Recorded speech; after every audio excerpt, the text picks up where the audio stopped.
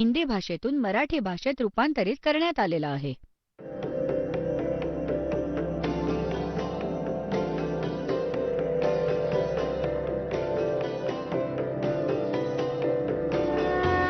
और ज्ञान सब ज्ञानडी कबीर ज्ञान सो ज्ञान और जैसे घोड़ा तोब का करता चले मैदान. जगद्गुरु तत्वदर्शी संत रामपालजी महाराजांचे अमृत वचन सर्व पवित्र धर्मांच्या व पवित्र शास्त्रांच्या आधारावर. की मुलाला परमात्म्याशी जोडायला पाहिजे, त्याचा साथी आहे तो. त्याचं बिघडत काहीच नाही, पण आपलं हृदय कमजोर झालेलं असतं. इतके कष्ट आपण सहन, इतके कष्ट उपसलेत युगानुयुगे. जसं म्हणतात की जसं कुत्र्याला कोणी लाठी मारतं आणि तो बिचारा इतका पीडित होऊन जातो, इतका त्रासतो. मग कुठेही बसलेला असेल आणि थोडासाही काही आवाज झाला असा लाठीसारखा, तिथेच बसल्या बसल्या ओरडायला लागतो. प्रत्यक्षात आजूबाजूला काहीच त्रास नाहीये. तर आपण एवढे दुःखी झालेले आहोत युगानुयुगे. आपण इतके भयभीत आहोत की न जाणो काय वीज कोसळेल या बाळावर, काय होईल बाबा. तर आपण घाबरत असतो आणि आपण त्या भीतीमुळे ती भक्तीसुद्धा आपण त्यात काही ना काही विभागून तर टाकतोच. जसंही आहे आपण करत राहा. एक दिवस असा येईल, आपल्या सर्व लक्षात येईल आणि मग भगवान त्यांचा रखवाला दिसून येईल आपल्याला. तर अशा प्रकारे आपण आपल्या भक्तीचा खूप नाश करतो, आशीर्वाद देऊन टाकतो कोणाच्या डोक्यावर हात ठेवून. तुमच्या कोणी पाया पडलं, डोक्यावर हात ठेवला, आपली गेली पुंजी खूप मोठी.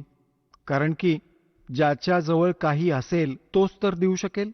आता पूर्वी हा रिवाज कसा पाडला होता काळाने, कारण की आपले आजोबा पणजोबा आणि खूप खूप पूर्वीच्या मागच्या जन्मातील जेवढेही आमच्या पिढ्या किंवा महापुरुष झाले, ते खूप भक्तियुक्त असायचे. त्यांची वचने सफल होत होती आणि ते काय करायचे की आपल्या मुलांना आशीर्वाद द्यायचे. भगवान करो तुझं असं असं होवो, भगवान करो तुझं तसं होवो, आणि असं होऊ दे, तुला तो नातू होवो, तुला पुत्र होवो.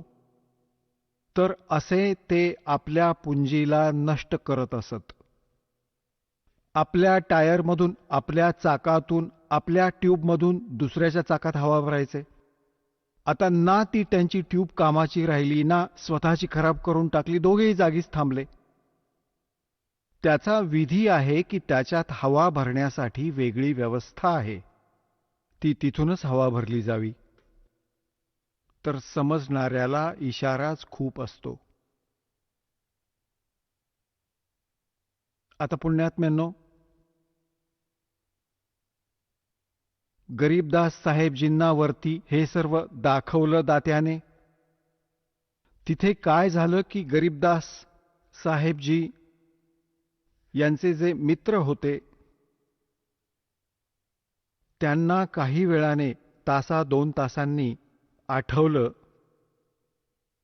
की बाबा तो गरीबू कुठे गेला. गरीबदासजींना गावात गरीबू म्हणायचे, शॉर्टकटमध्ये म्हणायचे. गावात हे अशीच हाक मारतात, गरीबला गरीबू म्हणत असत. आणि गरीबदास साहेबजी चुडाणी गावाचे भाचे होते. जन्म त्यांचा तिथे चुडाणीमध्येच झाला होता.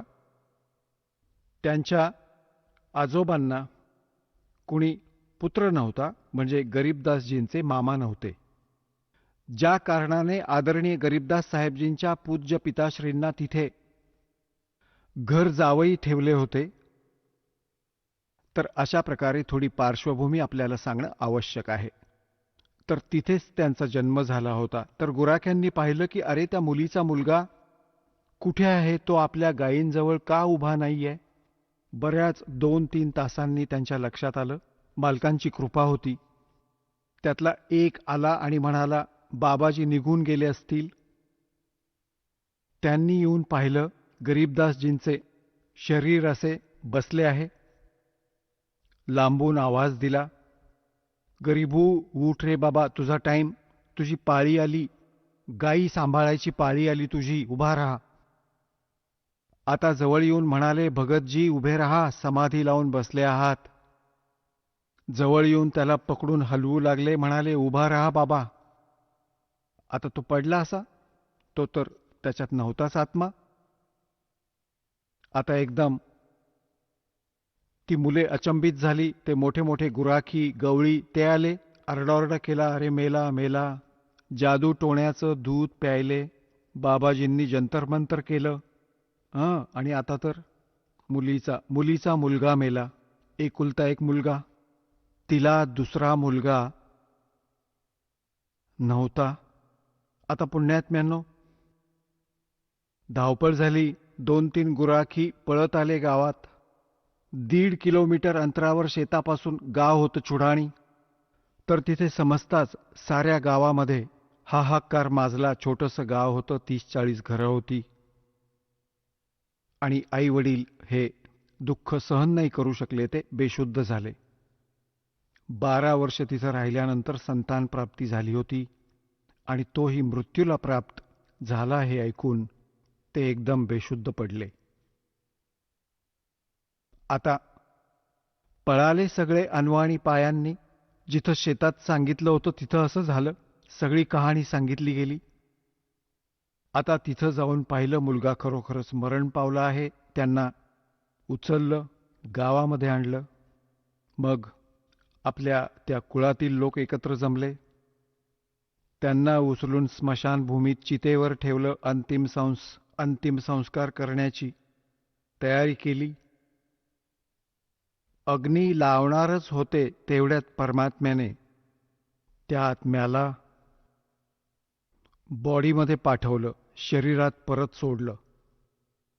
एकदम उभे राहिले गरीबदासजी. थरथरायला लागलं सगळं शरीर. असं हलून एकदम उभे राहिले. आणि उठून मग जी वाणी परमात्म्याने त्यांच्या हृदयात फीड केली होती, त्याच ज्ञानाला बोलू लागले. अन्य कोणतीच गोष्ट बोलत नव्हते. अनंत कोट ब्रह्मांड का एक रति नहीं भारे, सतगुरु पुरुष कबीर हैं ये कुल के सिरजनहारे। अजब नगर में ले गए हमको सतगुरु आने, जल के बिंब अगाध गति हम सूते चादर ताने। अजब नगर में ले गए हमको सतगुरु आन म्हणजे येऊन. अजब नगरात घेऊन गेले, सतलोकात घेऊन गेले. और जल के बिंब अगाध गति वो देखी रोशनी न्यारी, हम सूते चादर ताण। म्हणजे तिथे निश्चिंत होतो, तिथे दुःख कष्ट काही नाही राहिले. आता आम्हाला दृढ विश्वास झाला.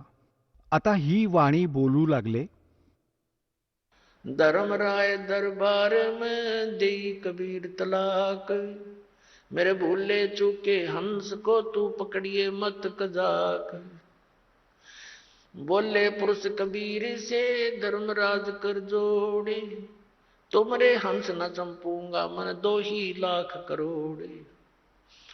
कर्म ब्रह्म ब्रह्मांड के मैं पल में करहूं नेस, जिन हमारी 2 देई सो करो हमारे पेश। आता ही वाणी बोलू लागले. गाववाले समजू नाही शकले. त्यांनी तर असा अंदाज बांधला की हा मुलगा वेडा झाला आहे. बाबाजींनी जंतर मंतरचं दूध पाजलं. कुमारी गाईचं दूध, ते तर पापाचं होतं. तर असा विचार केला, घरच्यांनी असा विचार केला, काही हरकत नाही, मुलगा जिवंत तर झाला. जसाही वेडा गबाळा आहे, साधा भोळा वेडा मेंटल, पडून राहील मुलगी याला बघून, आपली जिवंत राहील, नाहीतर ही पण आजारी पडेल रडून रडून. हा विचार करून संतोष मानला की पागल तर झाला, काही हरकत नाही. आता मुलगी याच्या आधारे स्वतःचा वेळ घालवेल, असा विचार करून समाधान मानलं. 3 वर्ष झाली गरीबदास साहेबजी ना कुणाशी विशेष बोलत, ना काही काम करत, माहीत नाही कुठे निघून जायचे. आणि हे वाणी बोलू लागतात, एकटेच उभे राहून बोलू लागतात. आणि हे वर बघत राहतात की काय सतलोक. आता कसं मन लागणार या घाण लोकात. पण आदेश भगवानाचा झाला. अशी 3 वर्ष निघून गेली. 13 वर्षांचं आयुष्य गरीबदास साहेबजींचं झालं. एक दिवस एक दादूपंथी महात्मा, जे एक वाणिया जातीतील होते, वैश्य जातकुळीतला होता, आणि तो दादू पंथामध्ये संत झाला होता. तिथून दीक्षा घेतलेला होता. मुलंबाळं असणारा होता. वय अंदाजे 60 वर्ष होतं. आणि घर त्यागून तो वैराग्यातच फिरायचा. आता पुण्यात्म्यांनो, त्याचं नाव होतं गोपाळदास. आता थोडंसं इथे हे की प्रसंग हा चालू आहे की काय विधी आहे परमात्मा प्राप्तीचा, आणि कोणते ते जप आहेत जे भगवंत प्राप्तीचे मंत्र आहेत, कोणकोणत्या महापुरुषांना ते मंत्र प्राप्त झालेत. तर आदरणीय दादूसाहेबजी यांची पण थोडीशी इथे ती कथा ऐकवतो, अमरकथा. आदरणीय दादूसाहेबजी यांचा एका तेल्याच्या घरी जन्म होता. आणि हे जेव्हा 7 वर्ष वयाचे होते, बाहेर खेळत होते मुलांमध्ये, परमात्मा असेच जिंदा महात्म्याच्या रूपात कबीर साहेब यांना येऊन भेटले आणि यांनाही असंच ज्ञान दिलं. परमात्म्याने ज्ञान ऐकवलं. अजूनही काही मुलं बसली होती. त्यांनी तर काय केलं ते हे गरीब कबीर परमेश्वरांनी काय केलं की आपल्या ओंजळीत एक लोट्याने पाणी घेतलं, एक घोट तोंडात, आणि पानाची पानं होती तिथे, पानाची छोटी छोटी लहान लहान पिंपळासारखी, त्या पानाच्या पानावर ते पाणी असं चूळ भरून टाकलं, चूळ टाकली, आणि म्हणाले, बाळा नाम घे तू दादू, आणि हे जल प्यावे लागेल. तो म्हणाला, आणा महाराज. असे करून पिऊन टाकले पडदेशी. आता म्हणतात ते, मल अखाड़ा जीतेंगे ये युगन युगन के माल, लख भर सूरा जूझ ही लख भर सामत दे, लख भर यती जहान में तो सतगुरु शरणा ले, गोता मारू स्वर्ग में जा बैठूं पाताल, कह कबीर ढूंढता फिरूं अपने हीरे मोती लाल. अन्य जी मुलं होती ती सगळी उठून पळाली. ह्याने तर उष्ट पाणी प्यायलं कुणाचं, याच्या जातीचा पत्ता नाही असा हा, असे ते गावात पळून आले. आणि तिकडून त्या आत्म्याला घेऊन परमात्मा सचखंड सतलोकात गेले. तो मुलगा अचेतन झाला, डेड नाही झाली बॉडी, आणि आत्मा परमात्मा बरोबर घेऊन गेले ते, जसे गरीबदास साहेबजींना वर घेऊन गेले होते. हे गरीबदास साहेबजींच्या बरेच आधी झाले होते, जवळजवळ 200 वर्षांपूर्वी, शेकडो वर्षांपूर्वी, 100-1 वर्षांपूर्वी. तर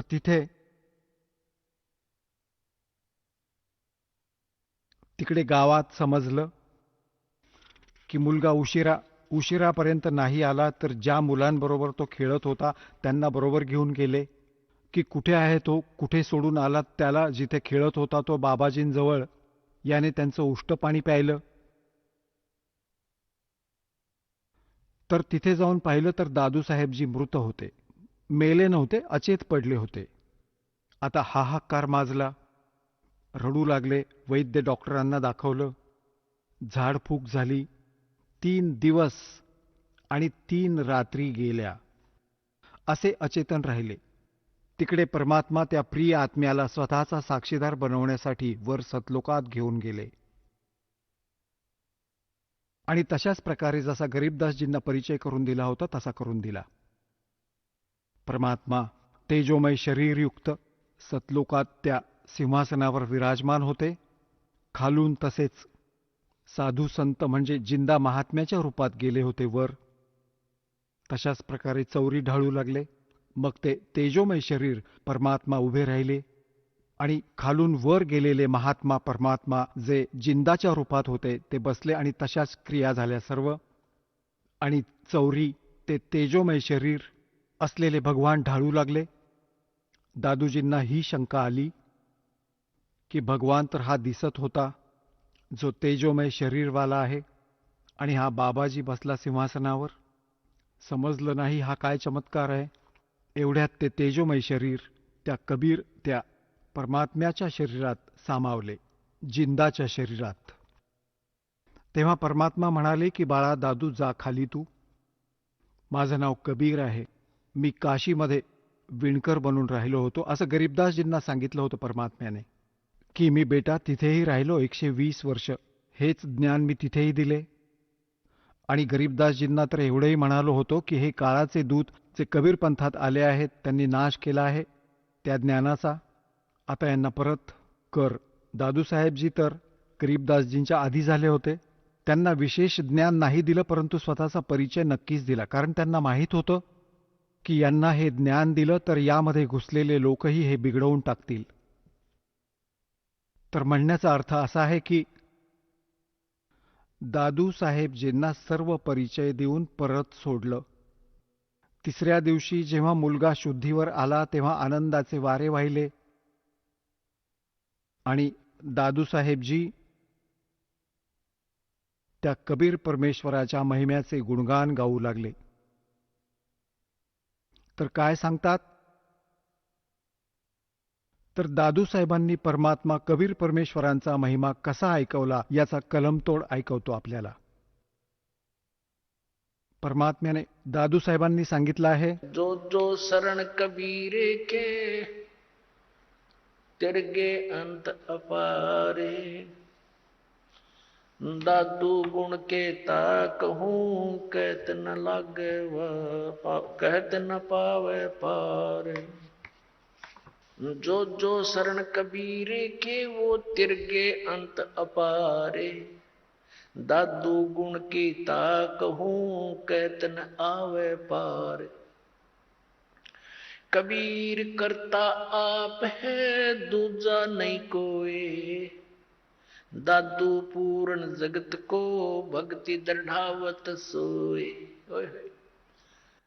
आता दादूसाहेबजी म्हणतात कि जो जो शरण कबीर की और पार हो गए अनंत. आणि म्हणतात की त्या परमात्म्याचं गुणगान मी या मुखाने काय महिमा सांगू, काय गुण गाऊ त्या महात्मा परमात्म्याचे. कबीर करता आप है दूजा ना कोई. दादू पूर्ण जगत को भक्ति दृढ़ावत सोए. पूर्ण जगाला यथार्थ ज्ञान तोच परमात्मा स्वतः येऊन देतो, दृढ करतो. यो ठेका पूरा होवे जब सब कोई तजे शरीर.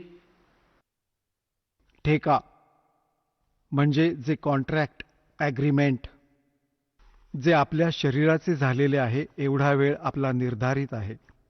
म्हणतात की हे जेव्हा पूर्ण होईल तेव्हा सर्वांना शरीर त्यागावं लागेल. परंतु कबीर साहेबजी म्हणतात, परमेश्वरजी आए हैं सो जाएंगे राजा रंग फकीर. एक सिंहासन चढ़ के जा एक बंधे जा तजीर. तर इथे दादूसाहेबजीही त्याचंच समर्थन करत आहेत. ठेका पूरा होवे जब सब कोई तजे शरीर. दादू काल गंजे नहीं जपे जो नाम कबीर. दादूसाहेबजी म्हणतात की काळ त्यांच्या जवळ येऊ शकत नाही जो कबीर परमात्म्याच्या सतनामाचा जप करतो. आदमी की आयु घटे तब यम घेरे आए. सुमरण किया कबीरे का दादू लिया बचाए. आता परमात्म्याने सारे यमाचे दूत दाखवले सर्व, आणि खूप काही लीला दाखवल्या स्वतःच्या, की दादूसाहेबांना एकटं सोडलं रस्त्यात. यमाचे दूत चहूबाजूंनी आले की बाबा कोण आले हे, आम्ही घ्यायलाही गेलो नाही आणि आता मेलो, आपल्याला रागावतील, पकडा याला पकडा, हे कसे आहेत, कोण आहेत. तर त्यावेळी दादूसाहेबांनी परमात्म्याचं स्मरण केलं. त्याचवेळी कबीर साहेब प्रकट झाले, म्हणाले, बेटा कुठे राहिला होतास तू मागे. तो दृश्य बघू लागला तर एकदम पळाले ते दूत की एकमेकांच्या वर पडले, इतक्या लांब वेगाने तर खूप पळाले होते. तर हे परमात्मा म्हणाले, तर परमात्मा म्हणाले की बेटा जेव्हा भक्तिहीन प्राणी शरीर सोडून जातो तेव्हा त्यांना यमाचे दूत घेरतात, आणि जसं तू माझं स्मरण केलं तसं या नामाचा जप जर अजून कोणी केला ना, भक्त तर करेलच कारण तो आधीपासूनच प्रॅक्टिस करत असतो, आणि त्याच्याच मुखातून मग हे परमात्म्याचं नाव निघेल, तर मग यमाचे दूत जवळ नाही येऊ शकत. तेच मग आपल्या अनुभवांना दादूसाहेबजी सांगत आहेत. आदमी की आयु घटे तब यम घेरे आए, सुमरण किया कबीर का दादू लिया बचाए, मेट दिया अपराध सब, सर्व पापे माफ केली मज दासाची, दादूसाहेबजी म्हणत आहेत. मेट दिया अपराध सब, आए मिले छन माही, दादू संग ले चले वो कबीर चरण की छाही, सेवक देव निज चरण का दादू अपना जाने, बरंगी सत कबीर ने कीन्या आप समाने. आता काय सांगत आहेत दादूसाहेबजी?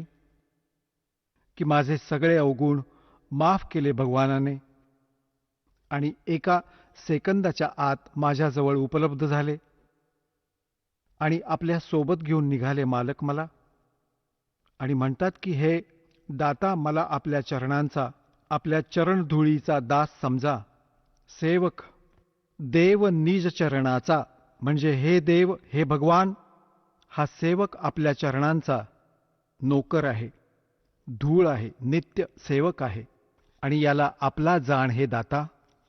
और बरंगी सत कबीर ने कर लिया आप समान, की जसा एक भुंगा कीटक असतो, गूं गूं करणारा भुंगा असतो, जो किडे उचलून आणतो आणि त्याला आपले स्वर ऐकून ऐकून स्वतःसारखेच आवाज काढणारा बनवून टाकतो, तसे परमात्म्याने हे ज्ञान दिले आणि परमात्म्याचे गुण गाणारा झाला तोही.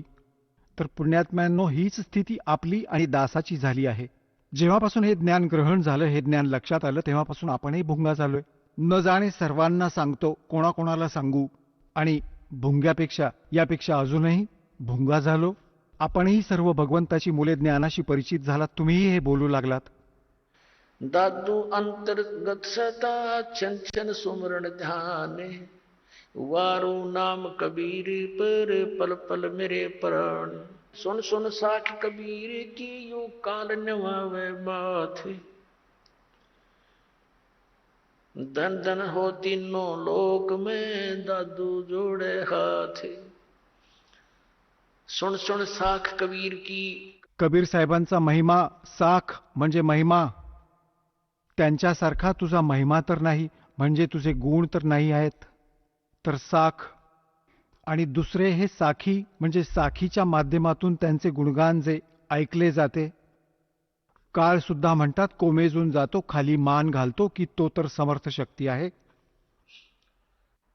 और धन धन तीनों लोग में दादू जोड़ा थे. केरी नाम कबीर का ये विषम काल गजराजे, दादू भजन प्रताप ते ये भाग्य सुनत आवाजे. आता पुण्यात्म्यांनो, कशी तुलना केली आहे दादूसाहेबजींनी, की इथे हा काळ समजा एक हत्ती आहे. हत्ती इतर प्राण्यांपेक्षा खूप तगडा आणि त्याचं खूप सुंदर एक शरीर. हा तर समजा काळ, कारण की श्रीमद भगवत गीता अध्याय नंबर 15च्या श्लोक नंबर 18 मध्ये गीता ज्ञानदाता म्हणतो की मी लोकवेदामध्ये बोलल्या ऐकल्या ज्ञानाच्या आधारे मी पुरुषोत्तम प्रसिद्ध आहे. कारण की जे प्राणी माझ्या आत आहेत त्यांच्यापेक्षा मी उत्तम आहे, श्रेष्ठ आहे, उच्च आहे, तगडा आहे. जसा हत्ती इतरांपेक्षा उंच असतो, परंतु गीता ज्ञानदाता हेही स्पष्ट करतो आहे की गीता अध्याय नंबर 15च्या श्लोक 16 आणि 17 मध्ये की क्षरपुरुष आणि अक्षरपुरुष हे दोन पुरुष आहेत, दोन प्रभू आहेत. हे दोघे नाशवंत आहेत आणि यांच्या अंतर्गत जेवढे प्राणी आहेत तेही नाशवंत. क्षरपुरुष स्वतः आहेत. गीता अध्याय नंबर 15च्या श्लोक नंबर 17 मध्ये स्पष्ट केलंय की उत्तम पुरुष हा तू अन्य हा. तो गीता ज्ञानदात्यापेक्षा अन्य आहे, तो स्वतः म्हणत आहे हे. आणि त्यालाच परमात्मा म्हटलं जातं. या लोकत्रयम आविश्य विभर्ती अव्यय ईश्वरः, जो तीनही लोकात प्रवेश करून सर्वांचं पालन पोषण करतो, तो आहे अविनाशी परमात्मा. तर इथे 15व्या अध्यायाच्या 18व्या श्लोकात गीता ज्ञानदाता फक्त हे म्हणत आहे की माझ्या ह्या 21 ब्रह्मांडात जेवढे प्राणी माझ्या अंतर्गत आहेत त्यांच्यापेक्षा मी सुप्रीम आहे बस. पण I am not Purushottam. Purushottam तर सांगितला 15व्या अध्यायाच्या 17व्या श्लोकात. तर हा म्हणत आहे की इथे माझ्या अंतर्गत जेवढे प्राणी आहेत, मग ते भले शरीरात आहेत किंवा जीवात्मा आहेत, त्यांच्याहून मी उत्तम आहे, म्हणून मी पुरुषोत्तम प्रसिद्ध आहे लोकवेदात. वास्तविक तर सांगितलं की तो कोणी वेगळाच आहे. केरी नाम कबीर का और विषम काल गजराज, दादू भजन प्रताप से ये भाग्य सुनत आवाज. काय सांगायचा प्रयत्न केलाय दादूसाहेबजींनी की ज्याने काळाला तर समजा गजराज हत्तींचा राजा, म्हणजे त्यांच्यापेक्षा, म्हणजे हत्तींमध्ये सर्वात बलवान हा त्यांचा राजा असतो, हा नियम आहे. आणि और केरी नाम कबीर का, आणि शक्तिमान वाघ समजा कबीर परमात्म्याचं हे सतनाम. और दादू भजन प्रताप से ये सुनते भाग्य आवाज गाज. जसं हत्ती कुठे जंगलात असेल आणि वाघाने डरकाळी फोडली आणि तो जवळून ऐकू येत असेल की आवाज जवळून येत आहे, हत्ती लीद टाकतो आणि पळून जातो, सोडून त्या स्थानाला दूर पळून जायचा प्रयत्न करतो. तर काय सांगतायत, काय सांगू इच्छित आहेत दादूसाहेबजींनी की हा काळ देखील कुणी लहान सहान प्राणी नाहीये, कुणी लहान शक्ती नाहीये. 10,000 बाहूंचा मालक आहे हा, 1,000 बाहूंचा, 1,000 कलांचा. आणि ब्रह्मा विष्णू महेशजी याचे पुत्र आहेत, ते केवळ 16 कलांचे आणि 4 बाहूंचे आहेत. परंतु त्या परमात्म्यासमोर जो असंख्य बाहूंचा, असंख्य कलांचा, असंख्य शक्तीचा मालक आहे, त्याच्या समोर हा असा पळतो जसा वाघाची डरकाळी ऐकून हत्ती लीद करून पळतो. केरी नाम कबीर का विखम काल गजराज, दादू भजन प्रताप ते भाग्य सुनत आवाज. पल एक नाम कबीर का दादू मन चितलाए, हाथी के असवार को स्वान काल नहीं खावे. आता बघा कशी उपमा दिली आहे मालकांच्या शरणी आलेल्या प्राण्याला, की जसा हत्ती. आता हत्तीचीच दुसरी उपमात्मक पद्धतीने कसं सांगितलं आहे की जो कबीर परमेश्वरजींच्या शरणी आला, तो तर समजा या काळाच्या रेंजपासून, रीचपासून, पोचण्यापासून एवढा दूर गेला जसं कुणी हत्तीवर बसला असेल आणि त्यांना कुत्रे हानी नाही पोचवू शकत. हाथी के असवार को स्वान काल नहीं खावे. हत्तीवर जो बसला आहे तो तर समजा भक्त परमात्म्याचा, आणि काळ समजा कुत्रा. आता हत्तीवर बसलेल्या व्यक्तीला कुत्रा काही हानी नाही पोचवू शकत, तर हा काळ तर इतका, काळाच्या रेंजपासून, काळाच्या पोहोचण्यापासून आपण एवढे पार झालात, जाणून बुजून जर हत्तीवरून खाली पडलात तर मग कुत्रा पोटरी धरेल तुमची, आणि जर त्याच्यावरून खाली नाही उतरलात तर कुत्रा काही नाही करू शकत. तर परमात्म्याच्या मर्यादेपासून दूर होताच तो तर तयारच बसलाय, तो भुंकतच आहे, कधी फाडून खातोय याला. तर हे उदाहरण देऊ इच्छित आहेत दादूसाहेबजी.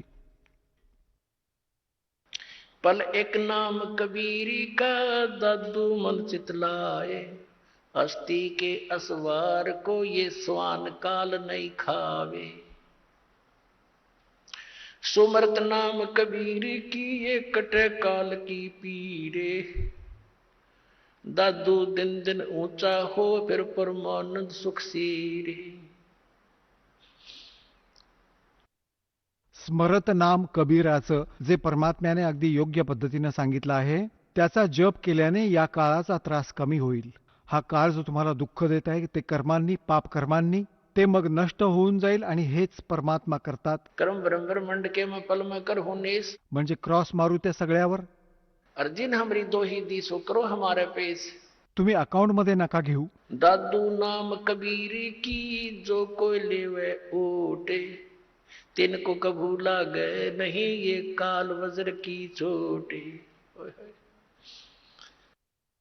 आता पुण्यात्म्यांनो, इतक्या सामर्थ्याच्या शरण गेलो आपण, आणि हे इतके साक्षीदार भगवंताचे.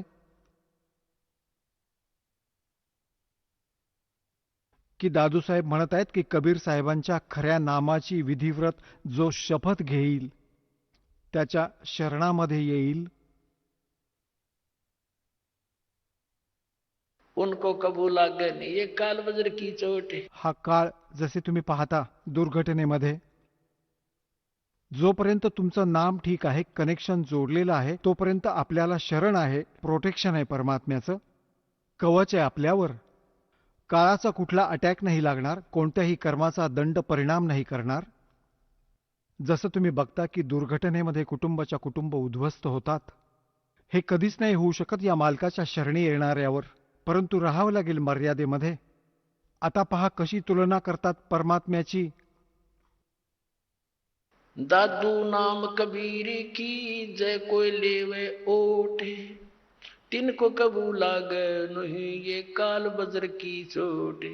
हे काळाचे वज्र हा परमाणू हे मिसाईल ही निष्क्रिय होऊन जाईल हे तर जे वरून सोडतो तो मग म्हणतात और संत सब कूप हैं ये कहते जरीता नीर, दादू अगम अपार है दरिया सत्य कबीर।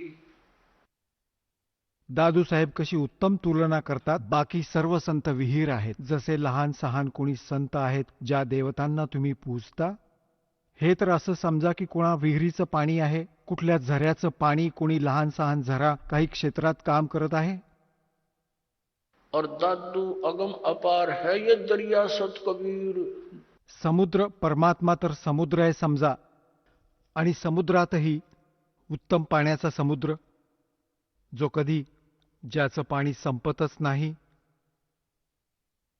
आणि इतर लहान सहान चमत्कार हे पण सांगतात की तिथून माझ्यासाठी हा लाभ झाला तिथून माझ्यासाठी हा लाभ झाला म्हणतात इतर संत सगळे कूप आहेत विहीर आहेत ते फक्त पिण्यासाठीच पाणी देऊ शकतात शेतीसाठी काही उपयोग नाही पाणी पाण्यानेच काम चालते शेतीही करावी लागते त्याही गरजेची पूर्तता व्हायला हवी तेव्हाच जीवन पूर्ण सफल होईल तर ते म्हणतात और संत सब कूप हैं कहते जरीता नीर, झरणे आहेत त्यानेच लहान सहान कामे करून घेत आहेत और दादू अगम अपार है ये दरिया सत कबीर। म्हणजे इथेही तुम्हाला सुखी ठेवेल जसं इथलं सुख आहे आणि मग सतलोकात घेऊन जाईल सगळी कामं करून टाकील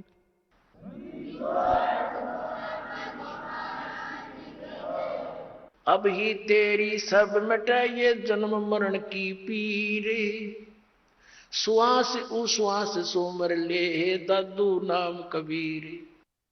आता तुझे हे सर्व झंझट संपून जाईल या श्वास उच्छ्वासाने त्या परमात्म्याचं ज्ञान खऱ्या पूर्ण संताने प्राप्त करून स्मरण कर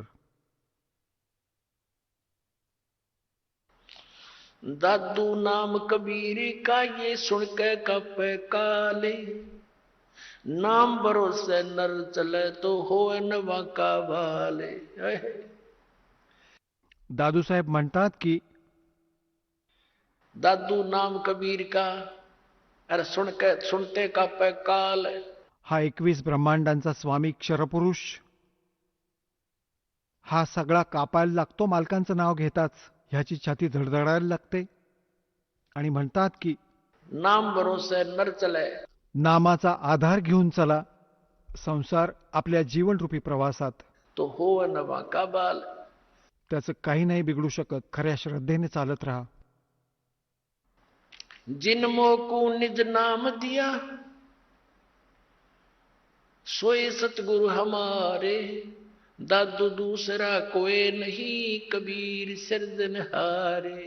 वही तोड़ पाट दिया कि जिन को निज नाम दिया, निज खरा मंत्र जे सतनाम मला दिलं माझा तोच सद्गुरू आहे बाकी नकली सद्गुरू होते सगळे आणि म्हणतात दादू दूसरा कोई नहीं केवल कबीर सर्जनहार। तो कबीर परमात्मा सृजनहार आता पुण्यात्म्यांनो आता तो दादूपंथी गोपालदासजी त्या चुडाणी गावात आपल्या कोण्या सेवकाच्या घरी येऊन थांबला तो सेवक म्हणाला महाराजजी आमच्या एका मुलीचा मुलगा अशा अशा कोण्या साधूचं जंतर मंतरचं दूध पिऊन मेंटल झाला आणि म्हणतात की साधूची विद्या साधूच मारू शकतो काही दया करा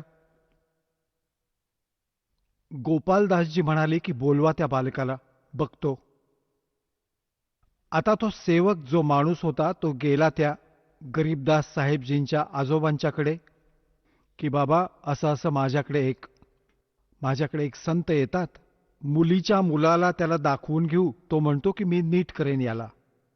तर 5-7 गावातले जे जे असतात कुटुंबातली माणसं त्यांचे आजोबा आणि गरीबदास या 13 वर्षाच्या बालकाला घेऊन गेले. दादूपंथी ते गोपाळदासजी गरीबदासजींना विचारतात की बेटा, तो कोण होता ज्याने तुला बर्बाद केले? त्याचं काय नाव होतं? आता गरीबदासजी म्हणाले की मला बर्बाद नाही केले, मला आबाद केले महात्माजी. हम सुल्तानी नानक तारे दादू को उपदेश दिया, जात जुलाहा वेद न पाया वो काशी मोय कबीर होया. जेव्हा ही वाणी बोलले तेव्हा त्याच्या हृदयात लागले हे पहिले वचन की मी आपण सर्वांना पार केले. कोणाकोणाला? तो हम सुल्तानी नानक तारे दादू को उपदेश दिया. त्याच पुण्यात्मा, त्याच परमात्मा आणि परमात्मा आदरणीय नानक साहेबजींना, आदरणीय दादू साहेबजींना, आदरणीय मुलुकदास साहेबजींना, आदरणीय धरमदास साहेबजींना, आदरणीय गरीबदास साहेबजींना, आदरणीय घिसादास साहेबजींना भेटले होते. तर इथे म्हणत आहे हम सुल्तानी नानक तारे. अब्राहिम सुलतान अदमला बुलक बुखारामध्ये तेच परमात्मा आले होते. त्याला 100 लीला करून नरकातून काढले होते. आपण तर या मायेला सर्वस्व समजून बसलो राजपाठाला, आणि परमात्म्याने हे विष सांगितलं आहे जो भक्ती नाही करत त्याच्यासाठी. तर काय सांगितलं? हम सुल्तानी नानक तारे दादू को उपदेश दिया, और जात जुलाहा भेद नहीं पाया, काशी माए कबीर होया. अजब नगर में ले गया हमको सतगुरु आन, और जल के बिंब अगाध गति हम सूते चादर तान. अलल पंख अनुराग है सुन मंडल रे थीर, दास गरीब उधार दिया मुझे सतगुरु मिले कबीर. अलल पंख अनुराग है. माझं तर जणू आलेल पक्षासारखं माझ्या मुलाबाळांवर, आई वडिलांवर लक्ष असतं. अशी तर माझी त्या मालकांच्या प्रती श्रद्धा जडली आहे. माझं तिकडे लक्ष असतं. आणि मला सद्गुरू कबीर साहेब भेटले. ते तिथे वर राहतात, सतलोकात सचखंडात राहतात. डोळ्यांनी पाहिलेलं सांगितलं गरीबदास साहेबजींनी, हे दादूसाहेबांनी सांगितलं. आता ते बाबाजी बघू लागले. ते म्हणाले, गावकऱ्यांनो, हा वेडा नाही, वेडे तर तुम्ही आहात. हा तर अमृतवाणी बोलत आहे, निज स्थानाची निज वचने सांगत आहे, परमात्म्याची अमर वचने. त्या 60 वर्षांच्या महात्म्याने 13 वर्षांच्या मुलासमक्ष हात जोडून म्हणाले की महाराज, ही वाणी लिहून ठेवा, कलियुगात कामी येईल. गरीबदासजी उठून चालू लागले आणि तो महात्मा मागे मागे. त्यांना तर माहीत होतं की संत परमात्मा न जाणो कधी कुणावर कृपा करतील आणि कुणाला त्यांचं ज्ञान देतील. त्याच्या मागे मागे महाराज लिहून ठेवा. 3ऱ्या दिवशी गरीबदासजी म्हणाले की जर पूर्ण लिहिलंस गोपाळदास, मध्येच सोडून पळून जाऊ नकोस. म्हणतो की बाबा नाही, मी तर पूर्ण फ्री झाले, गावातून घरातून पोराबाळांचं लग्न झाले, 60-61 वय झालंय माझं. आता जोपर्यंत तुम्हाला हवंय आजन्म लिहून घ्या दाता, बरोबर राहीन. त्यांची, गरीबदास साहेबांची स्वतःची एक बोरांची बाग होती. त्यामध्ये एक शमीचा दाट सावली असलेला वृक्ष होता. त्याखाली बसून लागले लिहायला, कारण उन्हाळ्याचे दिवस होते. मग जसा जसा वेळ होत गेला, 6 महिन्यांपर्यंत लिहित राहिले. गरीबदास साहेबजी बोलत होते, ते दादूपंथी गोपाळदास लिहित होते. ती अमृतवाणी, तो अमर इतिहास, ते सूक्ष्म वेदाचं पूर्ण स्वच्छ रूप गरीबदास साहेबजींच्या माध्यमातून कबीर परमात्म्याने ते पुन्हा प्रकट करवले, जे दास तुम्हाला ऐकवतो. बोलो सतगुरुदेव.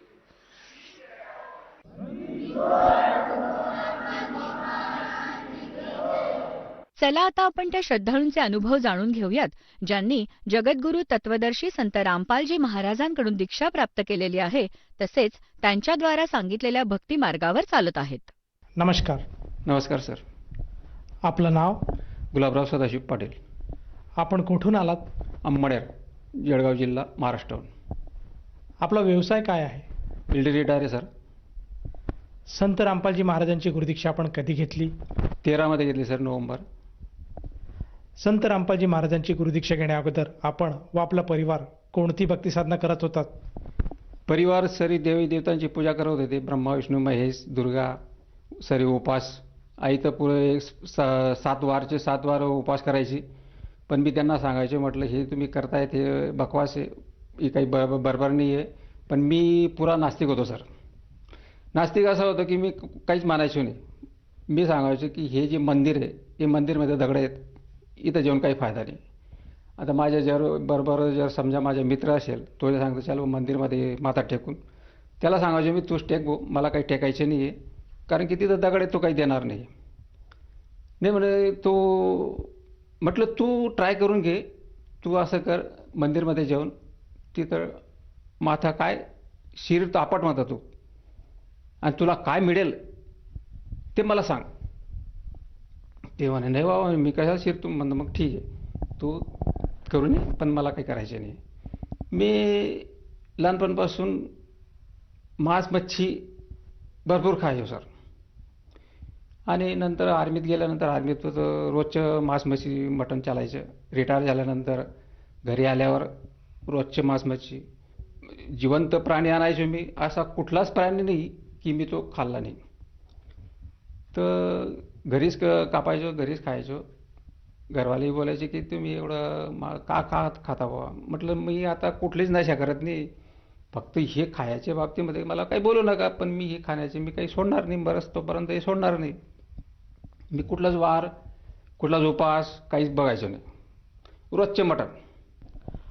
सर, जसं तुम्ही सांगत आहात की आपण पूर्णपणे नास्तिक होतात, परमेश्वरावर किंवा देवी देवतांवर आपला कुठल्याही प्रकारचा विश्वास नव्हता. या उलट आपण एक नास्तिक असून मांस मटण मच्छी खाणे हा आपला नित्यक्रम होता.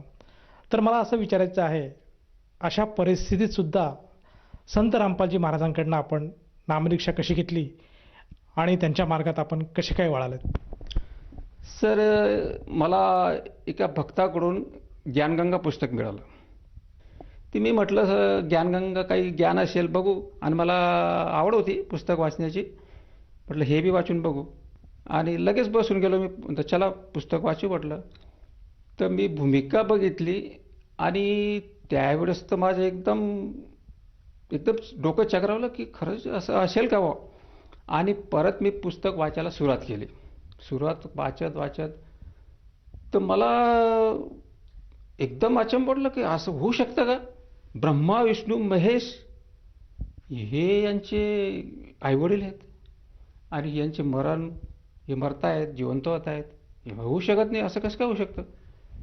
कारण की आजपर्यंत मी ऐकलं होतं की ब्रह्मा विष्णू महेश हे अजर अमर आहेत, यांचे आईवडील नाही आहेत. तर मग मी पुढं अजून वाचत गेलो. तिथं संत रामपालजी महाराजांनी प्रूफ सहित दाखवलेलं होतं. म्हटलं हे तर बिलकुल प्रूफ दाखवत आहे. मग मी म्हटलं नाही, हे ज्ञान वेगळंच ज्ञान आहे. आजपर्यंत हे ज्ञान कोणीच सांगितलं नाही. जेवढे बी महंत ऋषी, जे जगद्गुरू जे बनलेले आहेत, आजपर्यंत कोणीच हे ज्ञान सांगितलं नाही. पण संत रामपालजी महाराजांच्या पुस्तकमध्ये असं ज्ञान बघितल्याने मला एकदम हे वाटलं. मी सर ते पुस्तक 3 दिवसामध्ये वाचून काढलं. मला ते एक अजून हे खटकलं की सृष्टीरचना हे मला माहिती नव्हतं. मी पहिलेच नास्तिक होतो. तर कबीर परमात्माने 6 दिवसामध्ये सृष्टी रचली, आणि 7व्या दिवशी तखत पे जाके बैठे. आणि कबीर परमात्मा हे भगवान आणि परमेश्वर परमात्मा मानतात, आणि आजपर्यंत त्यांना कवी म्हणून संबोधित केलेलं होतं. मला बी वाटलं हे कवी आहेत बुवा, तेव्हा आले होते. तर मग अजून रुची मला लागली, आणि मला खरंच वाटलं मनापासून की नाही, मला नामदान घ्यावा लागेल. तर मी एवढा मांस मच्छी खाणारा माणूस, मी त्याच दिवशी ठरवलं की नाही, आजपासून मांस मच्छी खाणं बंद. घरचे लोक म्हणे बाबरा हे तर अचंबा झाला म्हणे, तुम्ही रोजचे का. म्हणलं नाही, मला आज जसं बटन बंद करतो त्याप्रमाणे मी बटन बंद केल्यासारखं मी स्टॉप करून दिलं खायचं. घरच्यांना सांगितलं, म्हटलं मला नामदीक्षा घ्यायची, मला जे पाहिजे होतं ते मिळतंय, आणि मला इथं जायचं. म्हणजे कसं काय जाणार, कुठे जाणार, काय. म्हटलं मला सर्व माहिती आहे. मी आर्मीत असताना मी सर्व तो एरिया फिरलेलो आहे. पण मला आता हे पुस्तक ज्याने दिलं त्याच्याकडे जायचे. घरचे सांगायचे हे देवी देवतांकडे जायचे, तिथं जायचे. मी त्यांना सांगायचं, म्हटलं मला सांगूच नका, मला कुठलीच देवदेवीची पूजा करायची नाही. हां, तुम्हाला सोडून देतो तिथं, पण मी काहीच करणार नाही. मग ते त्यांना मी सोडून द्यायचो. मग आईला माहिती होतं की हा पहिल्यापासून काहीच मानत नाही. माझे वडील मेले तेव्हा मी टकली केली नाही. टकली केल्याने मी सांगत होत्या, म्हटलं नाही, वडील जर जिवंत होत असेल तर मी टकली करतो. त्यावेळेस मी टकली केली नाही. मी त्यावेळेस आसामला होतो. मग आईवडिलांनी मला सांगितलं की पहिला मुलगा झाल्यावर आपली जी गावातली देवी आहे ती देवी बकरा मारावा लागतो म्हणे. म्हणतो बकरा मारावा लागतो? म्हटलं मी अंड बी फोडणार नाही. म्हणे नाही नाही, म्हणे ती देवी खतरनाक आहे, असं आहे तसं आहे, तुझ्या मुलगाला तुला. म्हटलं ठीक आहे, माझ्या मुलाला करेल ना, मला करेल, मुलगाला मारेल, मला मारेल ना, मारू ते. म्हणतं देवीचे बघतो, म्हणतं काय करायचे, पण मी काहीच करणार नाही. मोठा भावाने सांगितलं, म्हणे मी पहिला मुलगा झाला तर मी बकरा मारला होता. म्हटलं मी अंडही फोडणार नाही. ते आईवडिलांना माहिती होतं, याने हा नाही म्हटला तर हा नाही होऊच देणार नाही. मग त्यांनी काय केलं, मी तेव्हा सुट्टीवर होतो, त्यांनी काय केलं, याला जाऊ द्या, हा काही 8 महिने काही येणार नाही. आणि खरंच तेव्हा सर आर्मीमध्ये 8 महिन्यात आम्ही येत नव्हतो, बिकट परिस्थिती तेव्हा. मग सर त्यांनी काय केलं, मुलाची शेंडी ठेवली. मला अचानक बेंगलोरची ड्युटी आली. मी आलो घरी आलो तर बांधलेलं होतं. त्यांना माहिती होतं आता हे तर बघेल बाबा. मग ते म्हटलं हे खोला त्याला काय बांधून ठेवलं. म्हटलं नाही नाही राहू द्या, नाही नाही राहू द्या. मी खोललं तर बघितलं तर शेंडी. मी म्हटलं अरे मी तुम्हाला नाही सांगितलं होतं ही शेंडी का बरं ठेवली? नाही म्हणे ते आईवडिलांनी सांगितलं होतं असं तसं. माझी पत्नी म्हणायला लागली. म्हटलं नाही, कैची आणा. कैची आणली, शेंडी कापून फेकून दिली. काहीच होणार नाही म्हटलं. मग त्यांनी काय केलं, वडील आले. म्हणे अरे तू असं काय केलं, हे बेकार काम करून टाकलं तू. म्हटलं काही होणार नाही, आणि होणार तर मला होईल ना, बघून घेईल म्हटलं. मी चाला गेलो ड्युटीवर. म्हणजे असे जे प्रसंग होते ते. आणि मी कधी उपवास केला नाही, कुठली पूजापाठ केली नाही. जवळजवळ 20 लोक जमा झालो. आंबाड्यावर होऊन 20 लोक आम्ही गेलो. 20 लोकांनी जाऊन तिथं आम्ही गेल्यानंतर जेव्हा आम्ही प्रवेश केला आश्रममध्ये भरवायला, तर तिथली व्यवस्था आणि तिथली जी हे होतं ते मी तर हैराणच झालो. म्हटलं ही अशी व्यवस्था आजपर्यंत कुठंच नाही, आपण कुठं बघितलं बी नाही. म्हणजे शांतता इतकी, तर अशी शांतता कुठंच नाही. आणि आंघोळीला साबण फ्री, गरम पाणी, हे आपल्या घरी बी होत नाही. म्हटलं असं कोणी करत नाही. जेवण गरमागरम. मग मी म्हटलं मला नामदान घ्यायचे. मग ते बघायच्याने सांगितलं नियम वाचले का? हो म्हटलं वाचले, मला नामदान घ्यायचे. सर, जसं तुम्ही सांगत आहात की आपण नास्तिक होतात आणि संत रामपालजी महाराजांचं ज्ञानगंगा हे पुस्तक आपण वाचलं आणि त्याच्यामधलं ज्ञान आपल्याला पटलं आणि खऱ्या अर्थाने आपल्याला परमेश्वर भेटेल हा हेतू मनात धरून आपण बरवला स्थित संत रामपालजी महाराजांच्या आश्रमात गेलात. तिथलं वातावरण बघितलं आणि संत रामपालजी महाराजांकडनं आपण नामदीक्षा घेतली. तर मला असं विचारायचं आहे की जेव्हा आपण संत रामपालजी महाराजांची नामदीक्षा घेतली आणि संत रामपालजी महाराजांनी जे आपल्याला गुरुमंत्र दिले किंवा जी भक्तिविधी दिली, त्या भक्तिविधीमुळे आणि त्या गुरुमंत्राच्या जापामुळे आपल्याला व आपल्या परिवाराला काय काय लाभ प्राप्त झालेत? सर लाभ तर एवढे झाले ना, गिनती नाही करू शकत. छोटे मोठे तर भरपूर लाभ झालेत. पण छोटे मोठे मी सांगतो तुम्हाला की मला छातीमध्ये कळा यायची. कळा अशी यायची सर की मी डायरेक्ट झोपून जायचो आणि मग हात धरून उठायचो.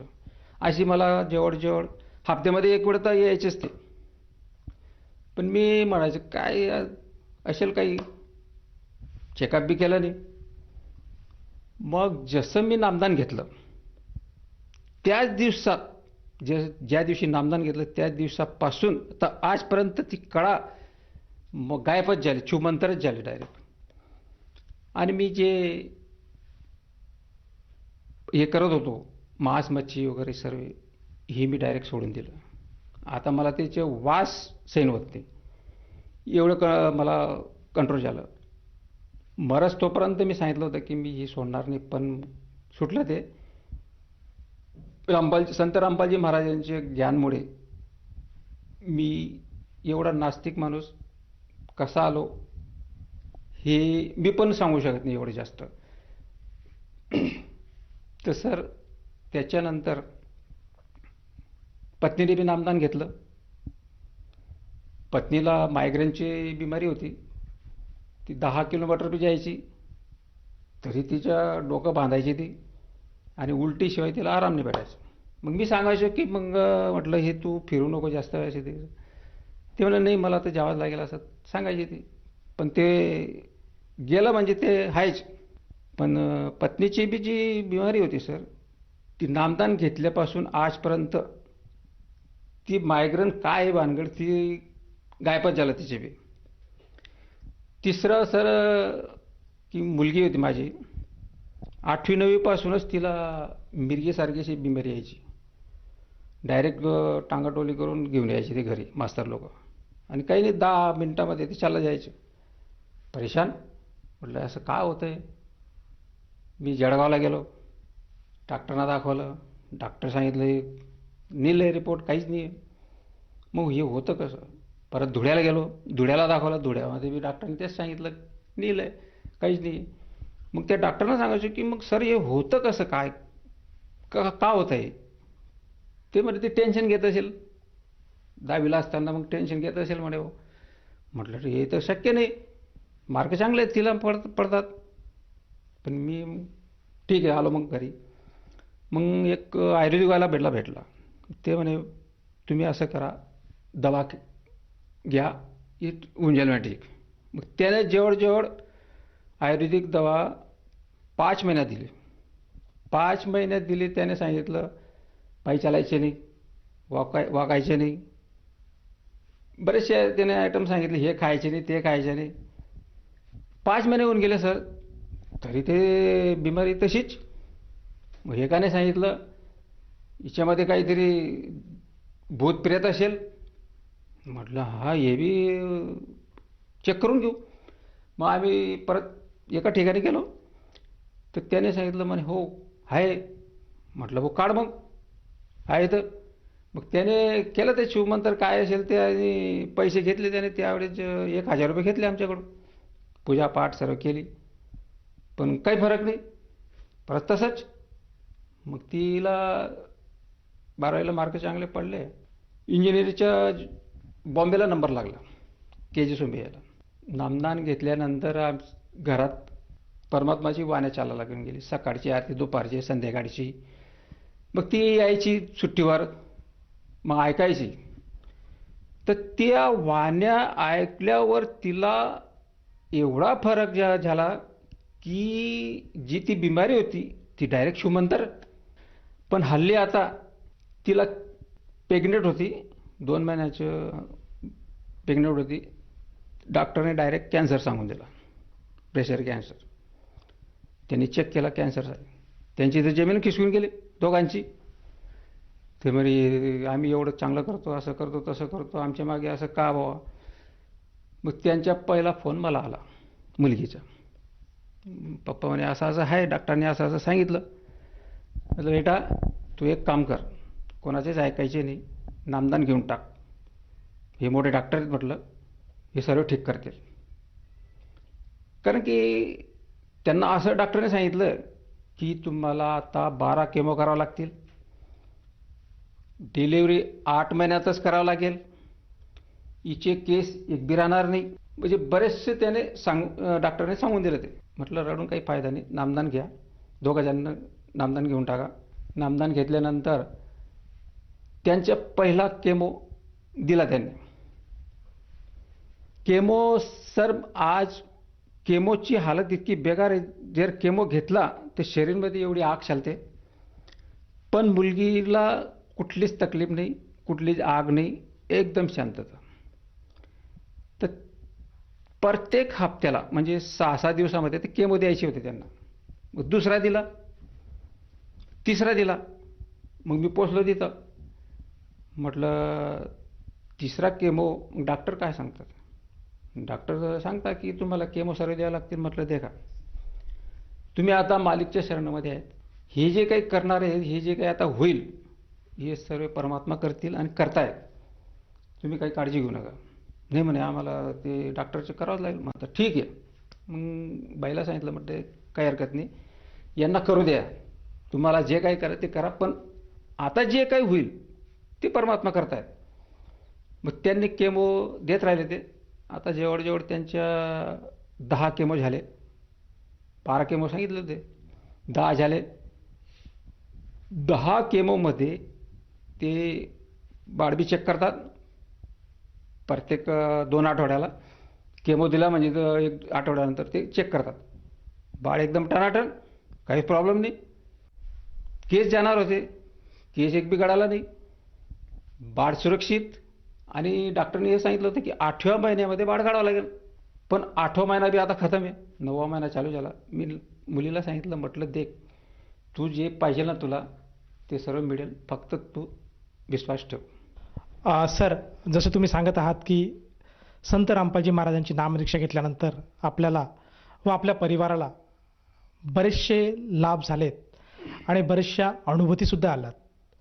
तर ह्या अनुषंगाने जो श्रोतावर्ग आज आपल्याला बघत आहेत किंवा जे भक्त समाज आहे, त्या समाजाला आपण काय संदेश द्याल? संदेश तर नाही, मी त्यांना करवत विनंती करणार आहे की जे बी मला बघतायत, माझे खास करून माझे नातलग, त्यांना मी सांगू इच्छितो की हे बघा, तुम्ही जी भक्ती करताय जरूर आहे, पण ती भक्ती तुम्ही सीधी करा.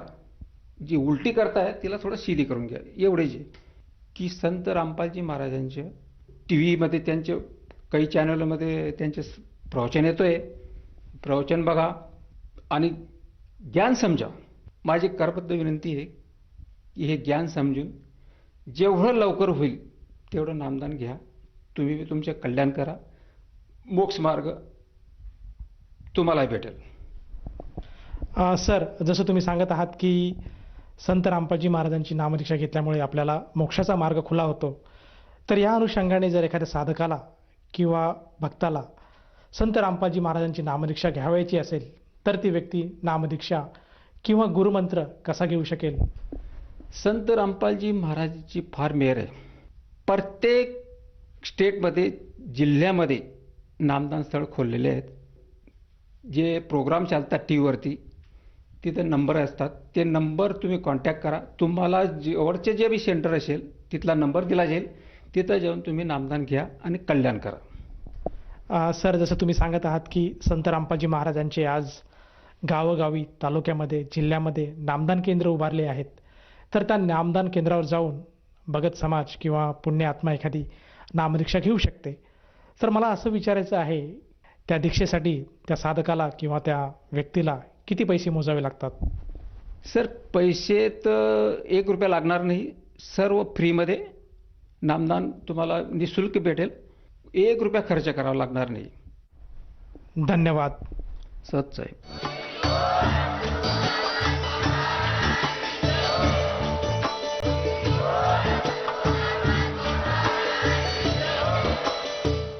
आपण ऐकत होता जगद्गुरु तत्वदर्शी संत रामपालजी महाराजांचे मंगल प्रवचन.